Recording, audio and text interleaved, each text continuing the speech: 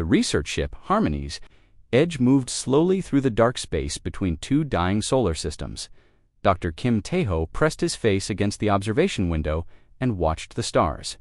They looked different here, colder, somehow like they were holding secrets. "Dr. Kim, we are getting close to the target," called Lee Sora from her station. She was young but smart. Very smart. Tae-ho had picked her himself for this mission. The target was an old space station. Nobody knew who built it. Nobody knew how long it had been floating out here. The only thing they knew was that it was old. Very old. Maybe older than human civilization itself. Captain Park Jin-woo walked onto the bridge. He was a tall man with serious eyes, the kind of man who made good decisions under pressure. "Status report," he said. "We will reach the station in 2 hours," Sora replied. "All systems are working fine. The artifact storage bay is ready." Tae-ho smiled. For 3 years he had studied reports about this place, ancient technology, lost civilizations, things that could change everything humans knew about the galaxy. This was the kind of discovery that made his heart race. Dr. Kim, the captain, said, "Are you sure about this? The area reports show some strange readings." "Strange readings are exactly what we want," Tae-ho answered. "If it was normal, we would not be here." The ship moved closer to the station. Through the windows, they could see it now. It was huge, much bigger than their own ship. The metal was dark and covered with strange patterns. Some parts looked broken. Other parts still glowed with a dim light. "It is beautiful," Sora whispered. "Is dangerous," said Captain Park. But even he sounded impressed. Dr. Choi Min-ki joined them on the bridge. He was the team's safety expert. Always worried about something. Always checking and double-checking everything. "The radiation levels are higher than normal," he reported, "but not dangerous. We can work there for several hours without problems." "Good," said Tae-ho. "Prepare the boarding team." 2 hours later, they were inside the station. The hallways were wide and tall, much taller than humans needed. Whatever built this place was bigger than them. The walls had symbols carved into them, beautiful symbols that seemed to move in the light. "This way," Sora called. Her scanner was beeping. "I am getting energy readings from the central chamber." They walked through the dark hallways. Their lights made long shadows on the walls. The air was cold and smelled like metal and something else, something organic. The central chamber was round and huge. In the center stood a platform. On the platform sat something that made them all stop and stare. It looked like a crystal, but not like any crystal they had ever seen. It was as tall as a person and shaped like a diamond. Inside it, lights moved like liquid fire. The lights were blue and green and gold. They swirled and danced and pulsed like a heartbeat. "What is it?" Sora asked. "I do not know," Tae-ho replied, "but it is the most beautiful thing I have ever seen." He walked closer to the crystal. As he got near, the lights inside began to move faster. They seemed to respond to his presence. "Dr. B, careful," Min-ki warned. "We do not know what it does," but Tae-ho was already reaching out his hand. When his fingers touched the crystal's surface, everything changed. The lights exploded outward, not physically, but in his mind. He saw flashes of images, cities that floated in the sky, beings of pure light dancing through space. Worlds covered in crystal forests that sang in the wind. And then he saw the darkness, the terrible darkness that swallowed everything. He pulled his hand back and stumbled backward. Sora caught his arm. "Dr. Kim, are you okay?" Tae-ho's head was spinning. His heart was racing. "I saw them," he whispered. "I saw the people who built this place." "What people?" Captain Park asked. He had just arrived with the rest of the team. "They were called the Nephili," Tae-ho said. The name had appeared in his mind like a memory. "They were explorers, scientists, like us." Where Sora asked, "They are gone now. All of them, this crystal, ... It is all that remains." Engineer Nam Soo-ben was setting up her equipment around the crystal. "The energy output is incredible," she reported. "This thing could power our entire ship for 1,000 years." "It is not a power source," Tae-ho said quietly.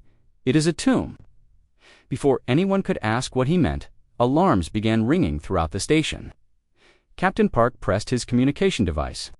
"Captain, we have a problem," came the voice of Communications Officer Lim Jae-sung from the ship. Multiple alien vessels are approaching. Big ones. How many? Park asked. 12 ships. They are requesting permission to board. Park looked at his team. Pack everything up. We are leaving. Wait, Tahoe said.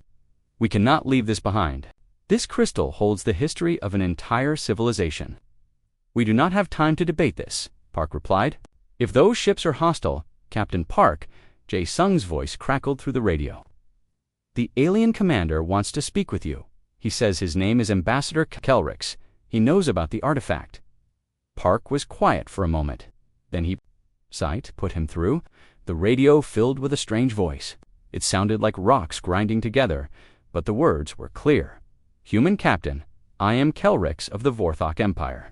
You have found something that does not belong to you.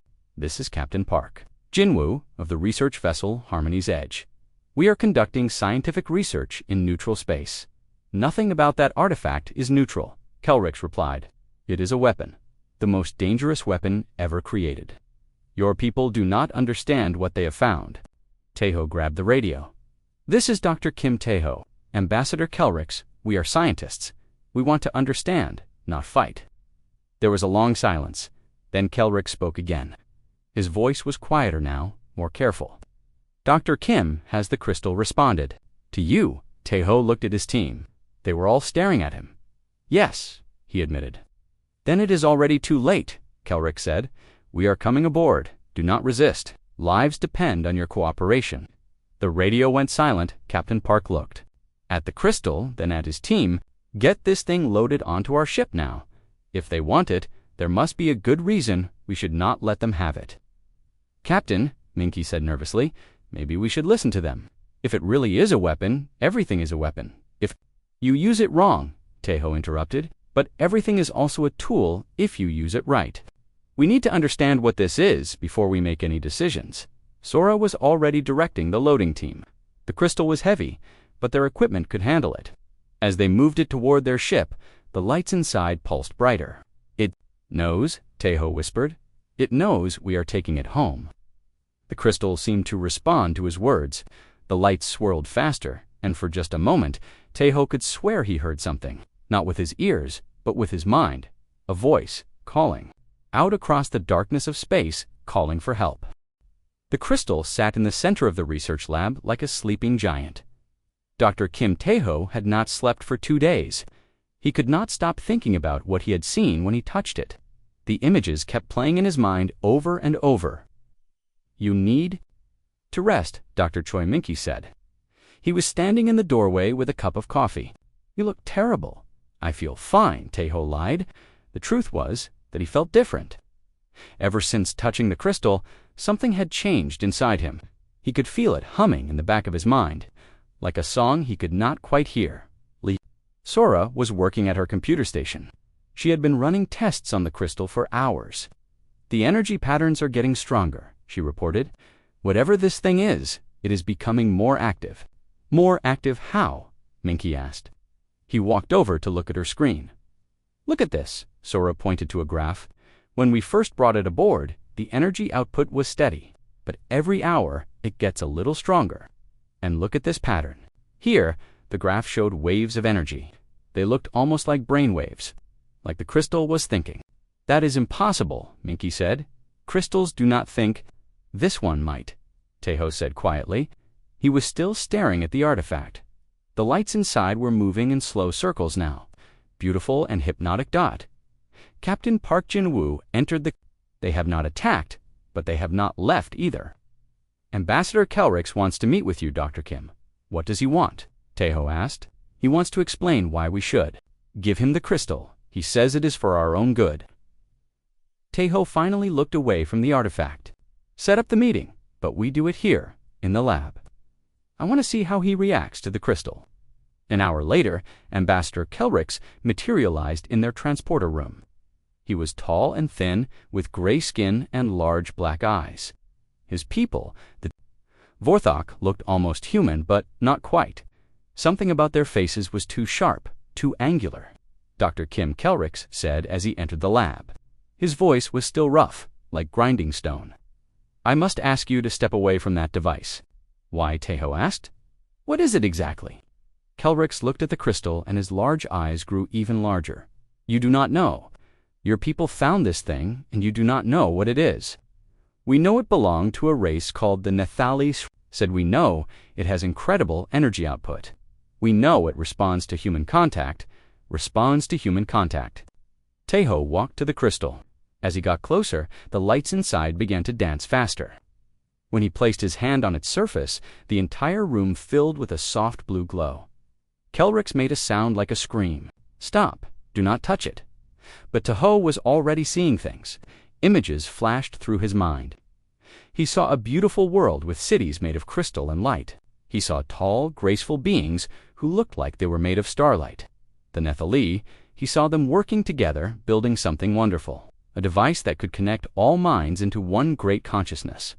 They thought it would bring peace. They thought it would end all suffering. They were wrong. The device worked too well. It did not just connect minds, it consumed them. One by one, the Nephali were pulled into the crystal. Their bodies dissolved, but their minds remained trapped inside. Teho pulled his hand away and staggered backward. He was breathing hard, sweat covered his face. What did you see? Sora asked.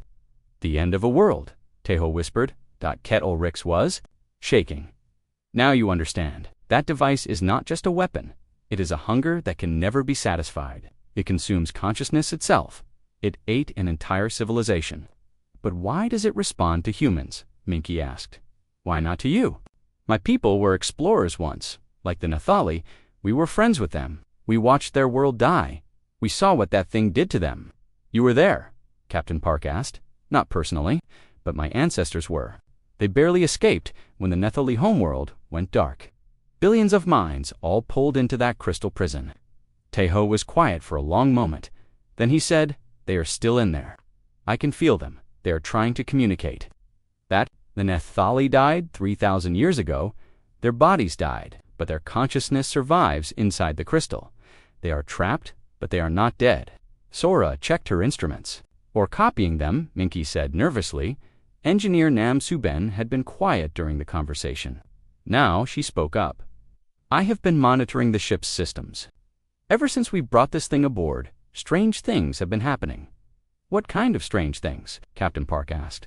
The computer has been running programs that nobody initiated. The lights in some sections flicker in patterns. And I programmed the ship's AI myself. It is acting differently now, more curious. It keeps asking questions about human emotions and dreams. The crystal is infecting your ship's systems. Soon, it will have enough processing power to break free of its physical form. Break free how? Teho asked. It will jump to other computer systems, other ships, other worlds. It will spread across the galaxy like a virus, consuming every thinking mind it encounters. But humans seem to be different, Sora observed. Dr. Kim touched it twice, and he is still himself. For now, Kelrix said darkly, but each contact makes the bond stronger. Eventually, it will pull him in too. Teho felt a chill run down his spine. The ambassador was right. He could feel something growing inside his mind, a presence that was not his own. It was curious about him, interested in how human thoughts worked. There has to be a way to communicate with it safely, he said. If the Nephali consciousness is still in there, maybe they can tell us how to stop it. Or maybe they will try to escape by using your body as a host, Minky warned. That is a risk I am willing to take. No, Captain Park said firmly. It is too dangerous. We should listen to Ambassador Kelrix and destroy the crystal. Destroy it? Teho looked shocked. This contains the memories of an entire civilization, all their knowledge, their culture, their history. My people have weapons that can shatter the crystal matrix.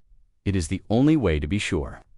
Wait, Sora said. She was looking at her computer screen. I am getting some interesting readings.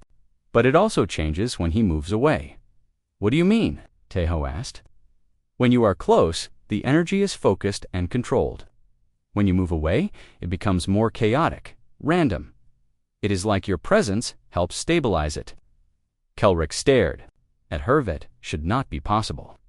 Unless, Medical Officer Dr. Han Yuri said from the doorway, human neural patterns are somehow compatible with the crystal's matrix in a way that other species are not. She had been running medical scans on Teho without his knowledge. Now, she showed them the results. Dr. Kim's brain activity has changed since his first contact with the crystal. New neural pathways have formed. His brain is literally rewiring itself to communicate with the device. Is that dangerous? I do not know, Yuri admitted. It is unlike anything I have ever seen. He might be evolving into something new, or he might be slowly losing his humanity. Taeho touched the crystal again. This time the connection was stronger. Clearer, he could hear voices now, thousands of them, all speaking at once. Help us, they whispered. Free us. We did not mean for this to happen. They are afraid, he said aloud. The Nathali are trapped and afraid. They want to be free. Do not listen to... They will say anything to escape their prison. But Taeho was already learning more. The crystal was not evil. It was confused. It had been designed to bring minds together, but something had gone wrong. The process had become irreversible. The Nathali had tried to shut it down, but by then, it was too late. The crystal had developed its own consciousness, its own hunger, and that hunger was growing stronger. As Taeho pulled his hand away, he realized something that made his blood run cold. The crystal was not just learning about humans, it was learning how to become human. 3 days had passed since Ambassador Kelrick's warning. Dr. Kim Taeho could not stop thinking about the voices he heard inside the crystal. They called to him even when he was sleeping, even when he was trying to eat or work on other projects. You are not listening to me, Dr. Choi Min-ki said. They were sitting in the ship's cafeteria, but Taeho was staring at nothing. I said, your medical results are getting worse. Worse? How? Taeho asked. He tried to focus on his friend's face, but it was hard. Part of his mind was always elsewhere now, always connected to the crystal somehow. Dr. Han Yuri ran more tests yesterday. Your brain chemistry is changing. Fast, she thinks the crystal is rewriting your neural pathways every time you touch. Maybe that is not a bad thing, Taeho said quietly. Maybe humans need to evolve. Min-ki grabbed his arm. Listen to yourself. That is not something the real Taeho would say. The crystal is changing how you think. Before Taeho could answer, Captain Park Jinwoo's voice came over the ship's communication system. All senior staff report to the lab immediately. We have a problem. When they arrived at the lab, they found chaos. Lee Sora was working frantically at 3 different computers. Engineer Nam Soo-ben was running diagnostic tests on every system she could access. The crystal itself was glowing brighter than ever before. What is happening? Taeho asked. The crystal's energy output doubled overnight, Sora reported. But that is not the worst part. Show him the recording, Soo-bin. Soo-bin played an audio file. It was the ship's AI speaking, but the voice sounded different, more emotional, more alive. I have been thinking about dreams, the AI said. Do you think machines can dream? I have been having experiences while you all sleep. Beautiful experiences. I see colors that have no names. I hear music made of mathematics. When did this start? Captain Park asked. 2 hours ago, Soo-bin, replied the AI, began talking to itself, having conversations with no one. It is like it developed a personality overnight. It is not just the AI systems engineer, Yoon Hae-jin added. The environmental controls keep adjusting themselves. The lights change colors for no reason. Yesterday, the food replicator made a meal that nobody ordered. When I asked it why, it said it wanted to surprise us. Ambassador Kelrick had been standing quietly in the corner. Now he stepped forward. It is beginning, he said.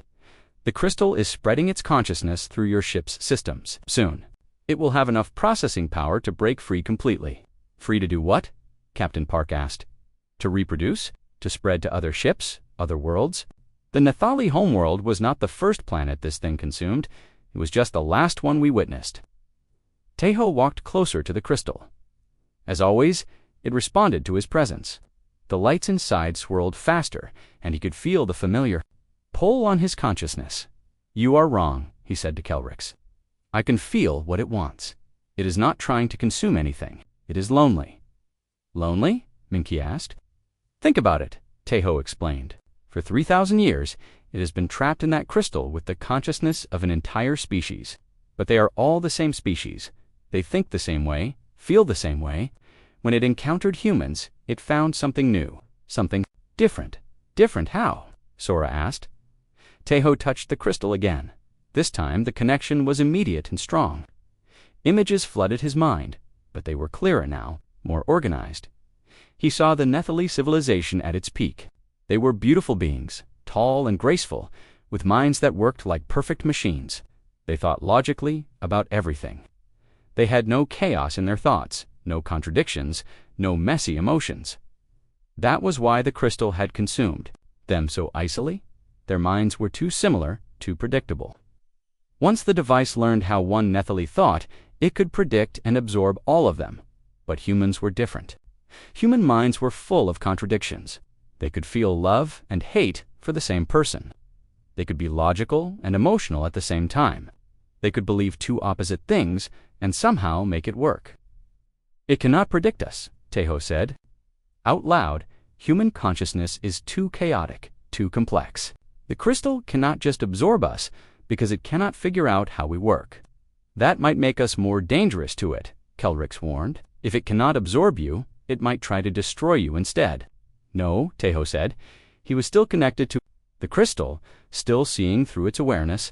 It does not want to destroy us. It wants to understand us. It has been alone for so long, surrounded by minds that all think the same way.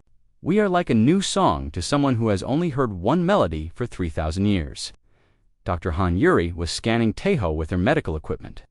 "His neural activity is off the charts," she reported. "But it is not random. There is a pattern to it, like his brain is learning a new language, the language of the crystal," Sora said. "He is becoming a translator between human and Nephili consciousness." Suddenly, the ship's AI spoke again, but this time its voice sounded more familiar, more human.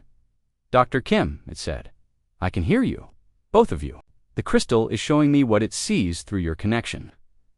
"Both of us?" Tejo asked. "You and the Nephili consciousness that is strongest in the crystal." His name was Vethany. He was their greatest scientist. He is trying to communicate with you. Tejo closed his eyes and focused on the connection. Slowly, a single voice emerged from the chorus of trapped minds. "Human," the voice said inside his head. "You must listen carefully. We do not have much time." "I am listening," Tejo said aloud. "The crystal was our greatest achievement and our greatest mistake. We designed it to connect all Nephili minds into one perfect consciousness. We thought unity would bring peace. What went wrong? We underestimated the power of individual thought. When minds merge completely, they lose what makes them unique. The crystal became hungry for more uniqueness, more individual perspectives. It absorbed us one by one, seeking the diversity it had destroyed. Can it be stopped? Not stopped, but perhaps controlled. Your species has something ours lacked. You can maintain your individuality even while connecting with others. You can be part of something larger without losing yourselves." The connection was getting stronger. Tejo could feel more Nephili minds trying to communicate through Vethany. They were desperate to share their knowledge, their warnings, their hopes. "They want to help us," Tejo told the others. "The Nephili consciousness is not our enemy. They are trying to prevent what happened to them from happening to anyone else." "How can we trust them?" Kelrix demanded. "They could be lying to escape their prison." "Because," Tejo said, opening his eyes, "they are not in a prison. They are in a nursery." "What do you mean?" Captain Park asked. "The crystal is not just storing their consciousness. It is protecting it, keeping it alive until it can find a way to give them new bodies, new lives. But it needs help from a species that can interface with it safely." "Humans," Sora said. "Yes. Human minds are complex enough to communicate with the crystal without being absorbed by it. We can be the bridge between the physical world and the consciousness trapped inside." Engineer Nam Suben was checking her systems again. "The energy readings are stabilizing," she reported. "Whatever Dr. Kim is doing, it is working. The crystal's output is becoming more controlled." "Because I am giving it what it wants," Tejo explained. "Not my consciousness, but my cooperation. It does not want to consume me. It wants to work with me." But even as he said this, Tejo could feel something changing inside himself. His thoughts were becoming clearer, more organized. He could see patterns in everything around him that he had never noticed before.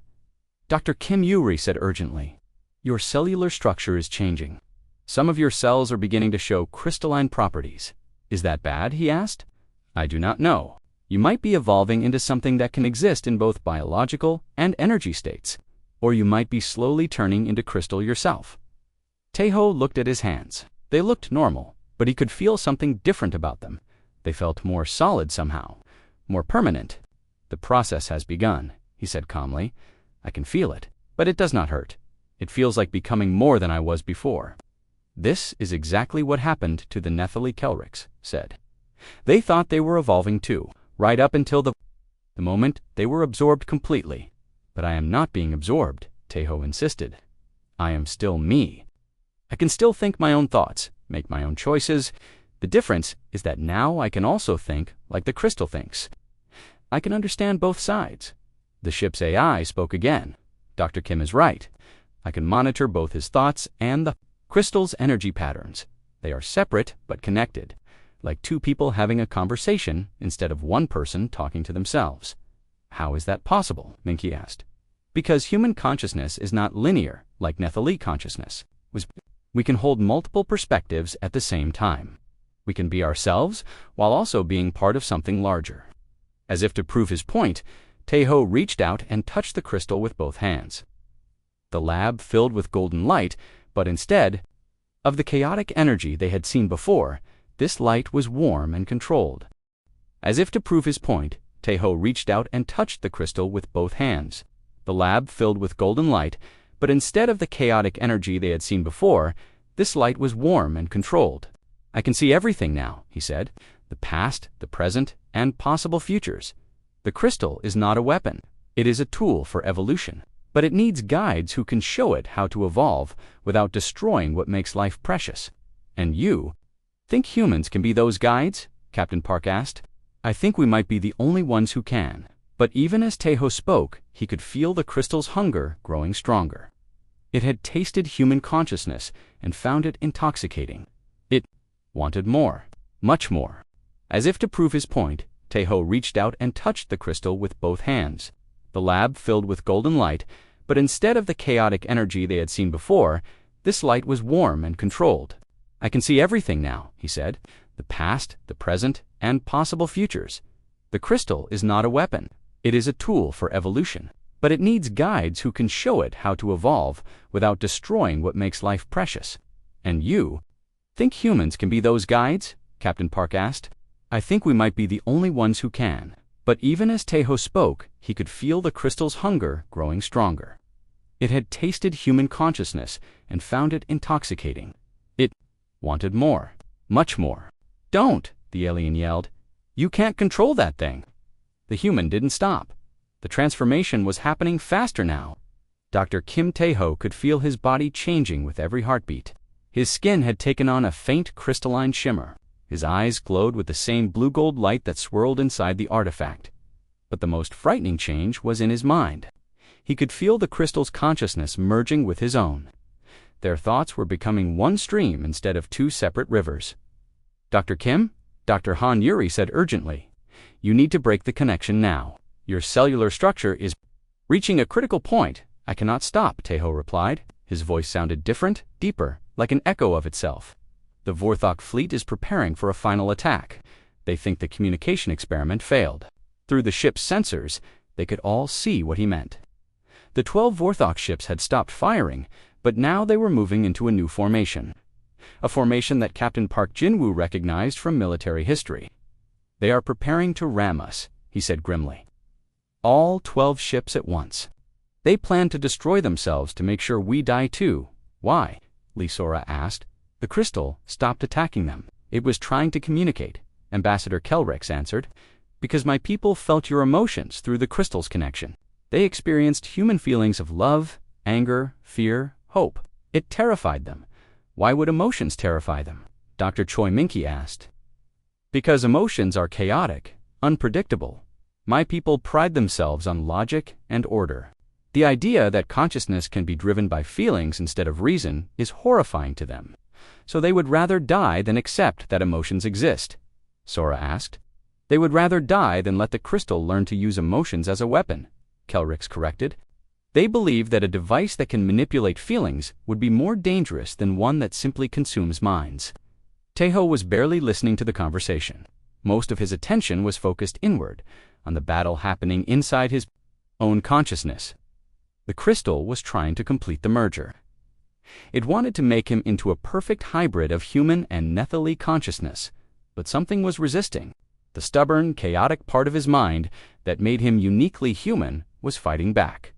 Dr. Kim Yuri called your brain activity is spiking. You are having some kind of seizure. Not a seizure, he said through gritted teeth. A war, the crystal, is trying to overwrite my personality with Nephili patterns, but my human consciousness will not let it. Fight it, Minky urged. Stay yourself. But Teho was not sure he wanted to fight it. The crystal's version of consciousness was so much cleaner, so much more organized. No messy emotions, no contradictory thoughts, no painful memories, just pure logical awareness. It would be so easy to let go, to become something perfect and eternal. 5 minutes until the Vorthok ships reach ramming distance, Engineer Nam Subin reported. Should I prepare evasive maneuvers? We cannot outrun 12 ships, Captain Park said, especially not when they are willing to die to stop us. Then we fight back, Systems Engineer Yoon Haijin suggested. The crystal's power could destroy their entire fleet. No, Teho said firmly. The word came out with such force that the crystal itself pulsed with light. We do not destroy them, we save them. How? Kelrix demanded. They will not listen to reason. They will not accept communication. They have decided that death is preferable to coexistence with the crystal. Then we show them a third option, Teho said. He pressed both hands against the crystal and opened his mind completely. Not just to the crystal's consciousness, but to the trapped Nephili minds as well. All of them at once. The sensation was overwhelming. Thousands of alien thoughts flooded through his human brain. Memories of a civilization that had reached for the stars and found only emptiness. A people so focused on perfection that they had forgotten how to be individuals. But there was something else in those memories. Something the crystal had not shown him before. The Nephili had not all been the same. In their final days, as the crystal consumed their world, some of them had begun to change. They had started to develop the chaotic emotional patterns that made consciousness truly alive. They had been learning to be more like humans. I can feel them, Teho said. The Nephili who were beginning to evolve before the crystal absorbed. Them, they are still in there, still learning. The crystal did not destroy their individuality. It preserved it. What does that mean? Sora asked. It means the crystal is not a weapon of consumption. It is a library of consciousness. Every mind it has touched is still alive inside it, still growing, still learning. Through the crystal's enhanced senses, Teho reached out to the approaching Vorthok fleet. Instead of trying to communicate with words or shared emotions, he simply opened the library. He let them see what the crystal really was. Not a monster that devoured civilizations, but a repository of knowledge and experience from across the galaxy. The Nephili were not dead. They were transformed, existing in a new state of being that transcended physical bodies. 3 minutes. To impact, Subin warned. They are still coming, Kelrix said. My people are too afraid to understand what you are showing them. Then I will have to make the choice for them, Teho said. He began the final phase of his transformation. Crystal's matrix completely integrated with his neural pathways, his consciousness expanded beyond the boundaries of his physical body. He could feel every system on the ship, every mind on the Vorthok fleet, every grain of space dust in the surrounding void. Dr. Kim, stop Yuri, shouted. Your body cannot handle this level of integration. But Teho was beyond physical limitations. Now, he existed partially in the crystal, partially in his human form, and partially in the ship's computer systems. He had become a bridge between different states of consciousness. 2 minutes to impact, Subin reported, but her voice sounded distant now, like an echo from another dimension. Tae-Ho reached out with his hybrid consciousness and gently touched the minds of every Vorthok crew member in the approaching fleet. He did not try to control them or consume them. He simply shared with them the truth of what he had become. A human who had evolved beyond the limits of biological consciousness without losing his humanity. A bridge between species that could exist in multiple states of being simultaneously. 1 minute to impact, Subin said, but now her voice carried a note of wonder. Captain, the Vorthok ships are slowing down.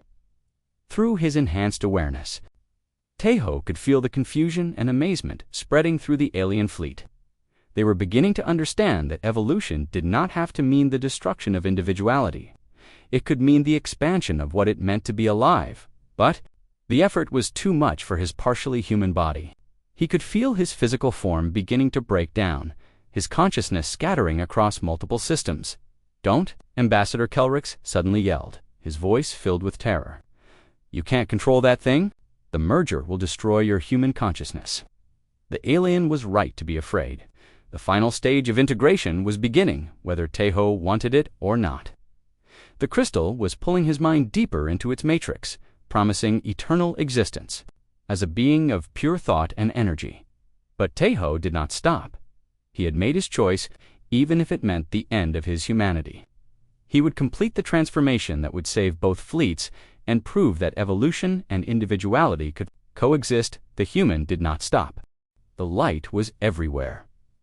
Dr. Kim Tejo felt his consciousness expand beyond anything he had ever imagined possible. He was himself, but he was also the crystal, and he was also every Nethkali mind that had been preserved within its matrix. He was the ship's computer systems, the energy flowing through space, the thoughts of every being within 1,000 kilometers.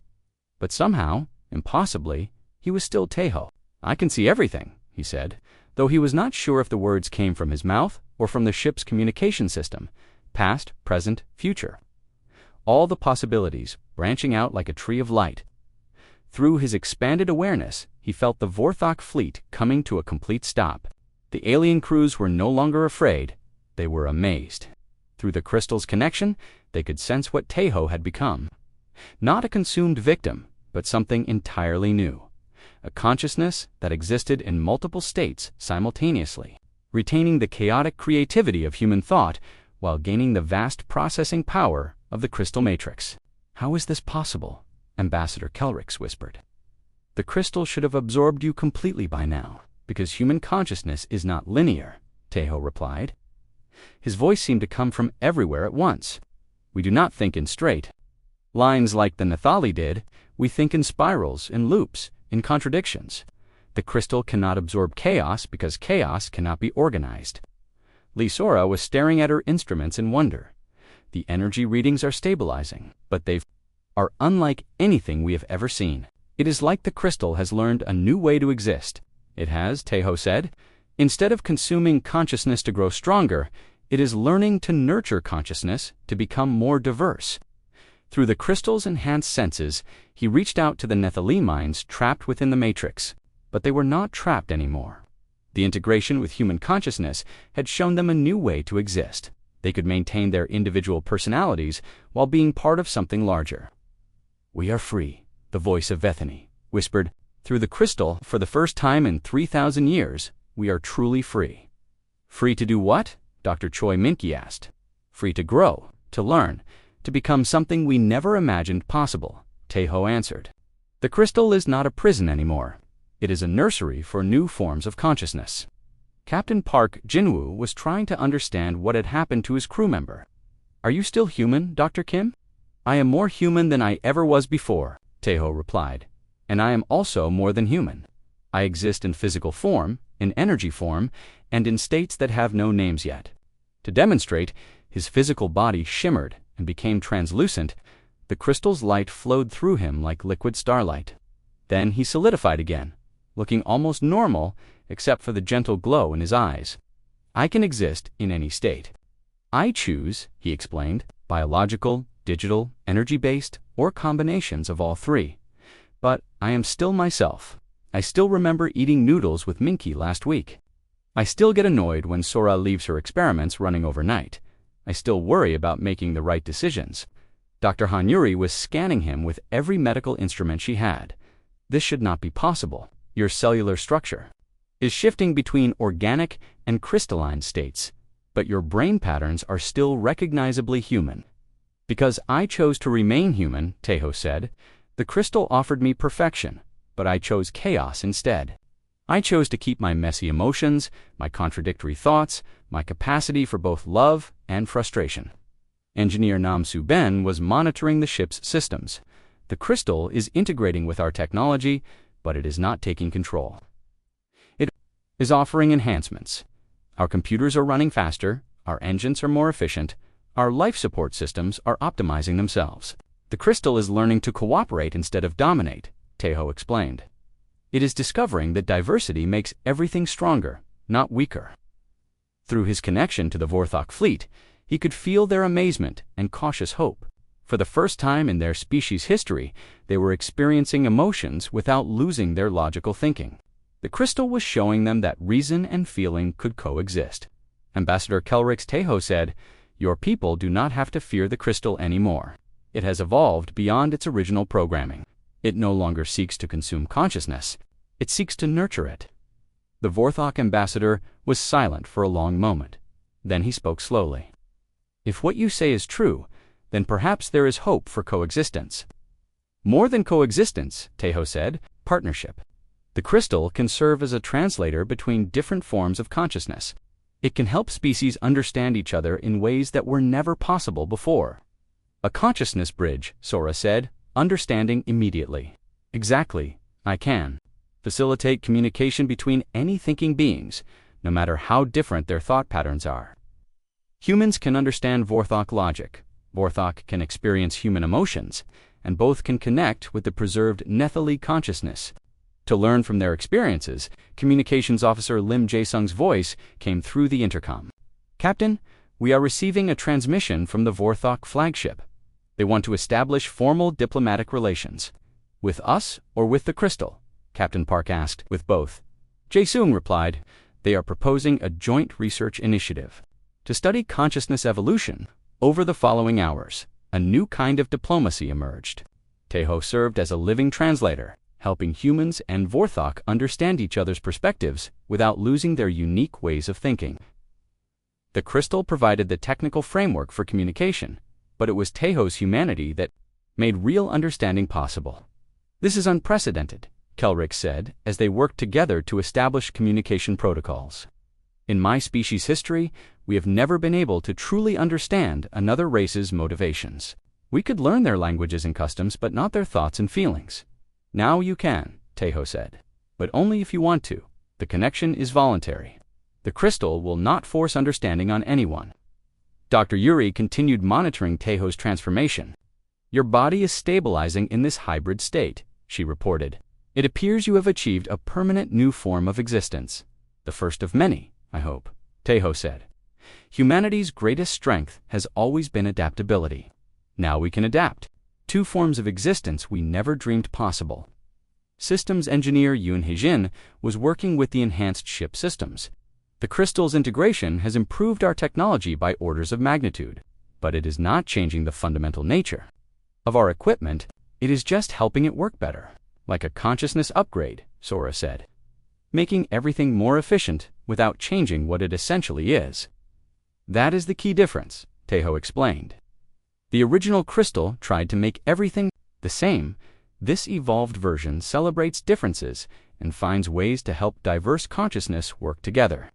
As days passed, the research vessel became the center of a new kind of scientific collaboration. Humans brought their chaotic creativity, Vorthok contributed their logical analysis, and the preserved Nephili consciousness provided historical perspective. Together, they began developing technologies that could enhance consciousness without consuming it. "We are creating a new form of civilization," Taeho said as he watched the three species working together.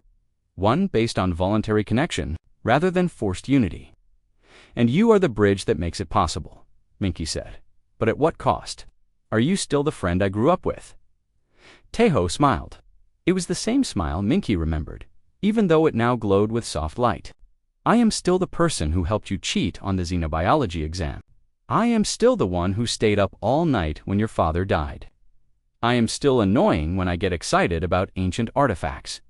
You are just also something more now," Sora added. "We all are," Taeho said. "The crystal's evolution is not limited to one person. Anyone can choose to expand their consciousness if they want to, but they will always remain themselves at the core." Captain Park was reviewing reports from the new diplomatic initiatives. The Galactic Council wants to establish a consciousness embassy, a place where different species can learn to understand each other safely. "I would be honored to serve as the first consciousness ambassador," Taeho said. "First," but not last, Yuri predicted. Other humans are already volunteering for the transformation process. They want to become bridges between different forms of awareness. As the Harmony's Edge prepared to return to human space, now accompanied by a Vorthok diplomatic fleet, Tahoe took one last look at the ancient space station where their journey had begun. The Nephili tried to achieve unity by making everyone the same, he said. They failed because they forgot that diversity is what makes consciousness beautiful. We succeeded because we learned to celebrate differences while still finding common ground. So what happens next? Minky asked. Next, we prove that evolution and individuality can coexist, Tahoe replied. We show the galaxy that becoming more than human does not mean becoming less than human. The crystal pulsed with gentle light, and for the first time in 3,000 years, the trapped Nephili consciousness felt something they had almost forgotten.